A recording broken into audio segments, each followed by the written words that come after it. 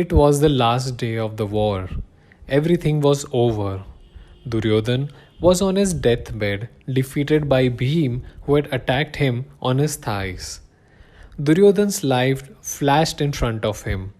The deeds he did, the sins he had committed, and the mistakes he made. All was over for him. He had invited his doom, and slowly but gradually he had dug his own grave. As he was dying, he lifted his 3 fingers. All the people around him, his troops, his servants, asked him several things about food and water if he wanted anything, or if he had any task to be done.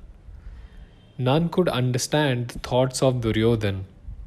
He was in a helpless state and he could not even speak. Life was leaving him drop by drop, and it was his last moments on earth. Lord Krishna saw Duryodhana in his last moments and saw the 3 fingers raised.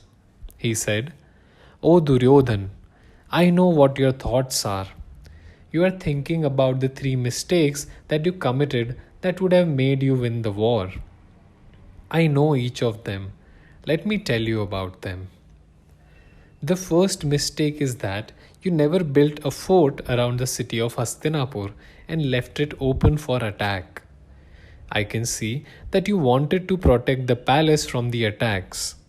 However, if you would have done that, I would have sent Nakul on his horse to shatter the fort and overcome it with a strategy of fighting. When your fort would be invaded, your army would have lost morale, and then it would have been perfect time to fight. The second mistake you made is you never made Ashwathama the commander-in-chief until Karna died. Ashwathama's fury is uncontrollable, and a pure annihilation of the battlefield would have happened if he was made the commander-in-chief. However, if you had done that, I would have picked up the weapons in order to protect Dharma and ensure a fair fight between the two sides. Ashwathama's fury is equivalent to Lord Shiva's fury, and I would have fought in order to counter it. The third mistake is that you never asked Vidur to participate in the war from your side. If you would have done that, I would have made sure to counter each of his strategy just like I did of Shakuni. Also, it would not have ended this way if you did not go to the extent of insulting Draupadi in the court. A peaceful truce was always possible, and no one would have died in this huge war. That being said, you can rest now.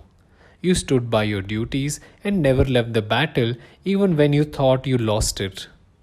Rest in peace, warrior." These were the exact thoughts of Duryodhana as he died.